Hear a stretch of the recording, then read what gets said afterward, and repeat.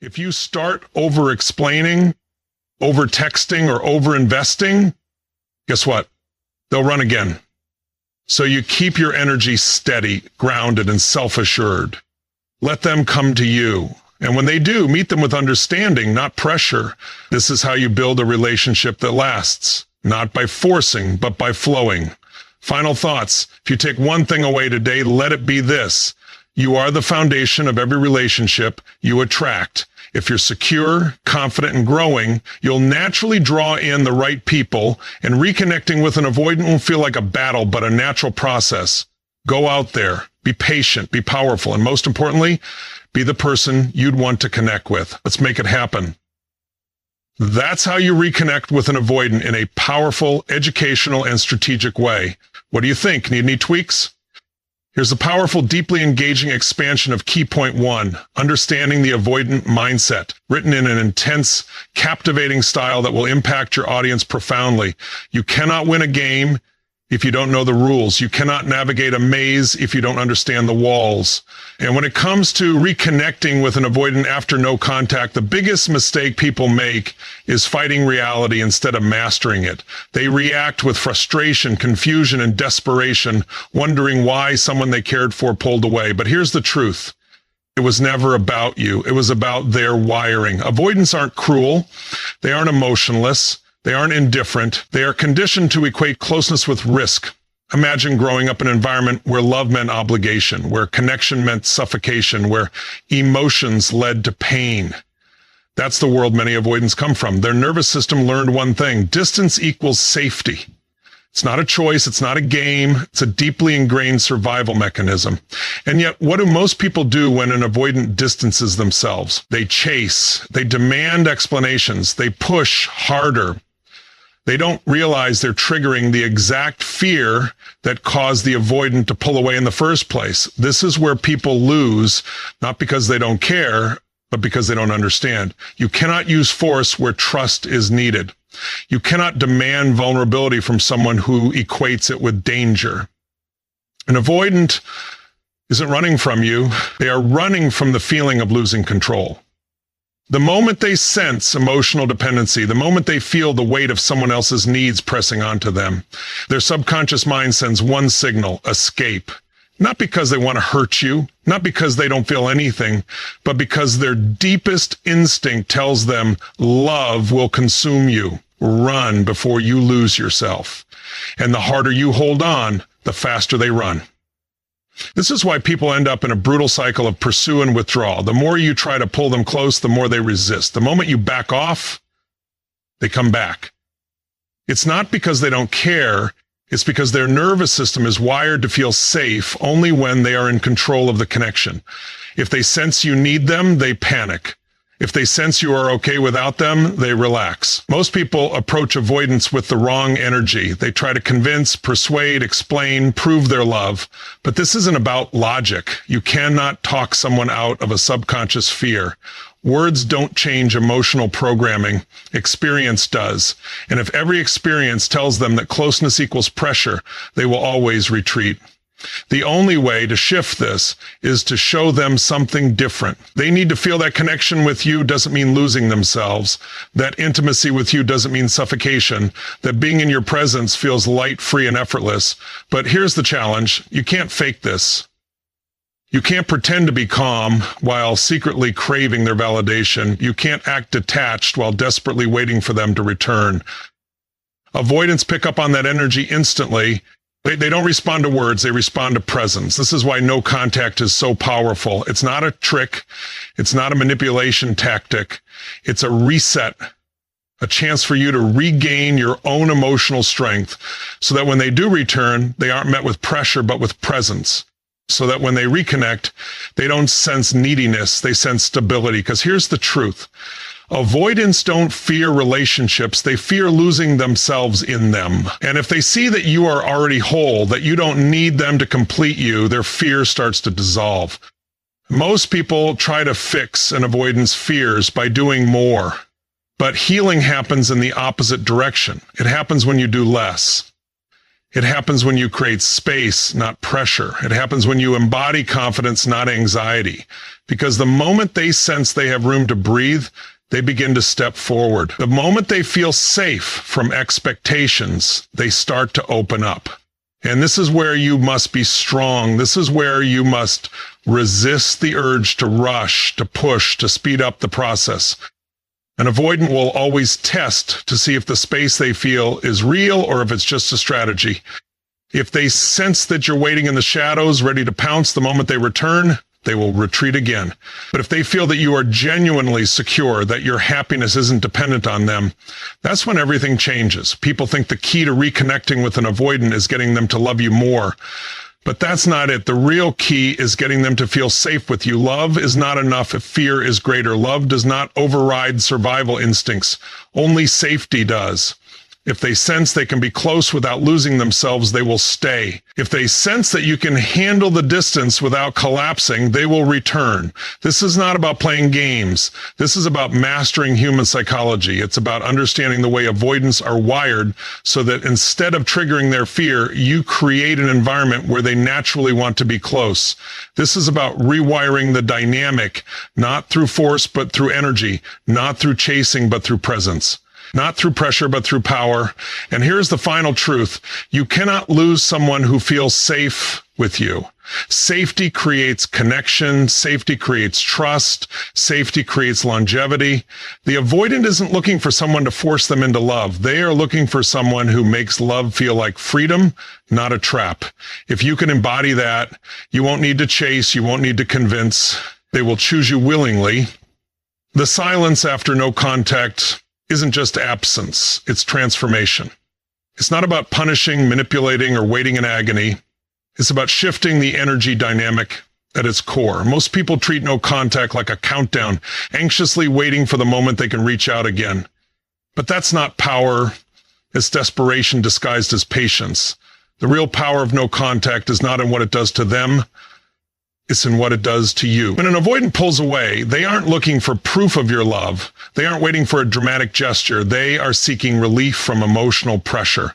And if you chase, if you beg, if you flood them with messages, you don't bring them closer. You confirm their deepest fear. That connection means losing control. That's why people who try to fix things too soon always end up reinforcing the distance. But the moment you stop reacting, the game shifts. The moment you stop making them the center of your emotional world, you break the cycle. Because the truth is, avoidants don't just pull away from people, they pull away from energy that feels overwhelming. And the only way to reverse that is to remove your presence completely. No explanation, no warnings, just silence. No contact isn't just about absence. It's about recalibrating. It's about letting them feel the space they claimed they needed. It's about allowing their nervous system to settle so they can experience what life feels like without you in it.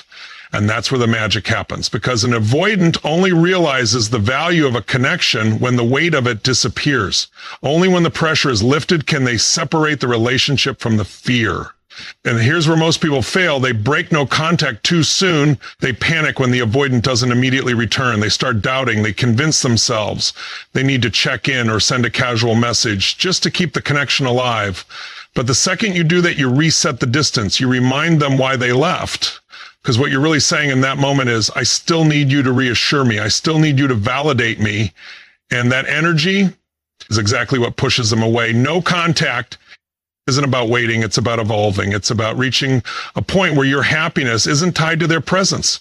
It's about transforming so completely that when they do return, they don't recognize you as the person they left. It's about stepping into a version of yourself that no longer operates from fear, attachment, or lack.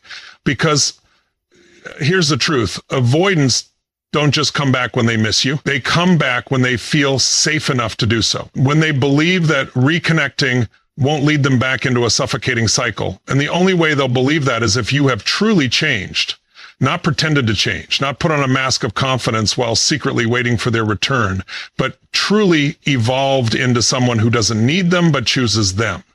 Most people misunderstand distance. They think if an avoidant is gone long enough, they'll forget. But that's not how the human brain works. Absence creates space for reflection. And if the last version of you they remember was anxious, needy, or desperate for connection, the only way to shift that perception is to disappear long enough for them to see a different reality. When no contact is done right, it rewires the entire dynamic. The person who used to chase becomes the one who holds power. The one who was once emotionally reactive becomes unshakable. And the avoidant who once felt trapped begins to feel curiosity. They wonder why the energy shifted. They start questioning their own decision. And that internal conflict, that's what pulls them back. But here's the catch. By the time they return, you may no longer want them the same way. Because in your silence, in your space, in your growth, you may realize that the person you were chasing was only a reflection of your own unhealed wounds. That the longing was never really about them, but about a void within yourself that you needed to fill. And once you've filled it, once you've stepped into true emotional security, you stop needing external validation altogether. That's why no contact isn't just about getting an avoidant back. It's about reclaiming your own power. It's about proving to yourself that you don't need to grasp, beg, or force love, that you don't need to convince someone to stay, that the right person, when met with the right energy, will choose you without hesitation. Most people think love is about words, promises, or grand gestures, but none of that matters if the other person doesn't feel safe in the connection. Safety is not about being physically present. It's about making someone feel that being close to you isn't a risk. Without emotional safety, there is no trust. Without trust, there is no intimacy. Without intimacy, there is no lasting connection. Avoidants don't fear love, they fear losing themselves in it. Every time they've been in a relationship that felt too demanding, too intense, or too consuming, it only confirmed their deepest belief. Closeness means sacrifice. And if they associate connection with pressure, their nervous system will respond the only way it knows how, by retreating, not because they don't care, not because they don't feel something, but because their subconscious tells them distance is the only way to survive. And this is where most people get it wrong. They try to force reassurance. They try to prove their loyalty. They try to convince the avoidant that they would never hurt them. But persuasion doesn't create safety. Logic doesn't override fear. If someone has spent years, maybe even decades, believing that relationships will consume them, no amount of words will make them feel differently. They don't listen to what you say. They respond to how they feel around you. If every time they get close, they sense your anxiety, your emotional neediness, your fear of losing them, their instincts will take over, and their instincts will always push them to create space. This is why avoidants don't do well with partners who need constant validation. If they feel responsible for your emotions, if they feel that you need them to feel whole, that responsibility alone will feel suffocating. And the moment they sense that weight, they will pull away, because for them, survival depends on emotional autonomy. So, how do you break that cycle? How do you make an avoidant feel safe enough to stay, to trust, to open up? You shift your energy from demand to security. You stop seeking reassurance and start embodying reassurance. You stop looking to them to stabilize you and start being the stability they've never had. Because the truth is, avoidants don't pull away from love. They pull away from the fear of being consumed by it. And when they meet someone who is so emotionally secure that they don't demand, chase, or pressure, their nervous system does something different. It relaxes. You don't need to prove your worth. You need to become someone who doesn't seek external validation to feel whole. The avoidant needs to see that you can handle their distance without falling apart. They need to see that you don't need constant reassurance to feel secure in yourself. They need to feel that choosing you will not mean sacrificing their freedom, because the second they feel like loving you means losing themselves, they will run. This is why most relationships with avoidance fail. Not because the love isn't there, but because the dynamic is unbalanced. If one person is constantly seeking closeness and the other is constantly pulling away, both feel misunderstood, both feel exhausted, both feel like they're never enough. The anxious partner feels abandoned, and the avoidant partner feels suffocated. But this cycle can only exist if both people remain in their patterns. The moment one person shifts, the entire relationship changes. And the shift starts with you. It starts when you stop reacting every time they create space. It starts when you stop interpreting distance as rejection. It starts when you stop trying to pull them closer and instead become so grounded in your own energy that they feel drawn to you without force. Because when they see that you are calm, when they see that you are whole, when they see that you are completely at peace, whether they stay or go, their fear begins to fade. Avoidance don't need someone to fix them. They need someone who shows them through presence, through action, through unwavering self-assurance that love doesn't have to feel like a trap. They need to experience a connection that isn't built on pressure, urgency, or expectation, but on something so rare, so foreign to them that it disarms their defenses completely. Genuine emotional freedom. When an avoidant feels safe, they don't just stay, they choose. And that choice doesn't come from obligation or guilt. It comes from a place they don't even fully understand, because for the first time, they aren't running from love, they're moving toward it. Not because they have to, but because for the first time, it actually feels like home. Most people think reconnecting with an avoidant is about saying the right words, making the perfect approach, or finding a strategy that convinces them to return. But none of that matters if your energy is still the same, because avoidants don't respond to words, they respond to how they feel in your presence. And if the energy they remember was filled with neediness, urgency, or emotional pressure, the moment they sense that again, they will pull away just like before. You cannot reconnect with an avoidant the same way you connect with anyone else. What works with others will fail with them. Traditional advice about being open, vulnerable, and expressive does not create closeness with someone who has spent their entire life fearing emotional intensity. What they need isn't a deep conversation about feelings. What they need isn't an outpouring of love.